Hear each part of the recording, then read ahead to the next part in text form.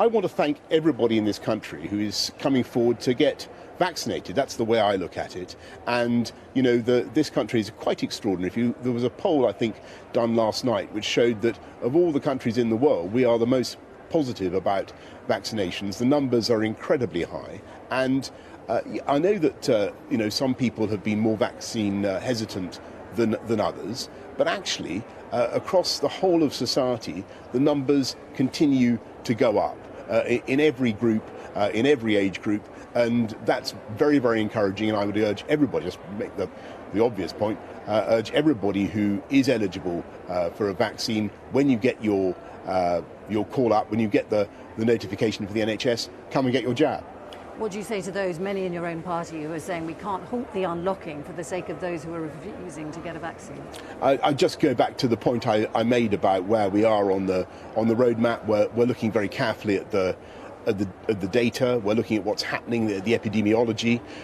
We're trying to work out to what extent the new variant, the Indian variant, may be more transmissible.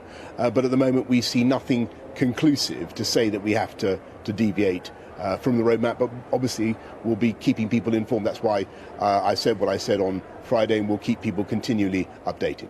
Well, we're looking at the epidemiology the whole time as it comes in, and at the moment, I think partly because we built up such a wall of defences with the vaccination programme, I don't see anything conclusive at the moment to say that we need to deviate from the roadmap. But we've got to be cautious, and we're keeping everything under very close observation. We'll know a lot more in a few days' time.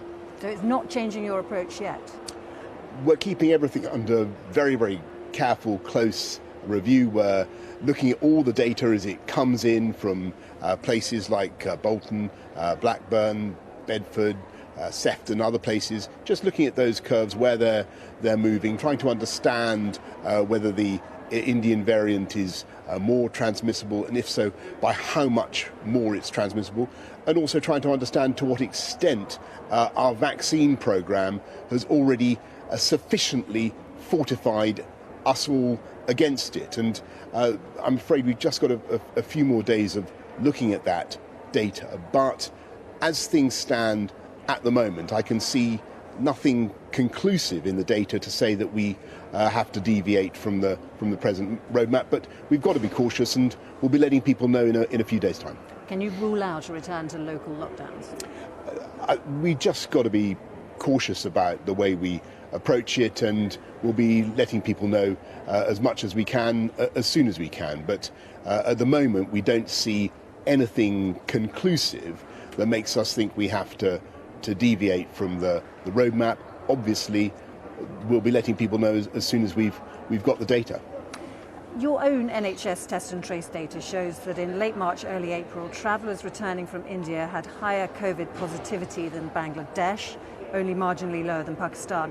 They brought back more variants of concern or interest than any other country in the world. Why then did you wait a further 2 weeks before putting India on the red list? Well, if you look at what actually happened with the variant that we're talking about, the so-called Indian variant, the B1617.2, India was put on the red list before this was even a variant under investigation, let alone a variant of concern. So we took prompt action, and we will continue to take very, very draconian action in respect of all variants coming from wherever around the world. Why are the rules on international travel currently so woolly? You've got 150 flights a day going to amber list countries. Do you think that's safe? I think it's very important for people to grasp what an amber list country is. It is not somewhere where you should be going on holiday.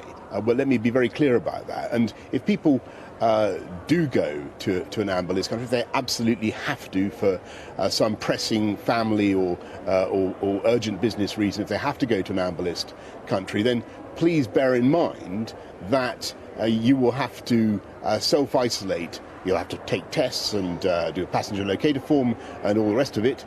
But you'll also have to self-isolate for 10 days when you get back. And that period of self-isolation, that period of quarantine, will be enforced with fines of up to £10,000. So I think it's important people understand what an amber list country is. George Eustace said this morning it's OK to go to amber list countries to visit family and friends. Was he wrong?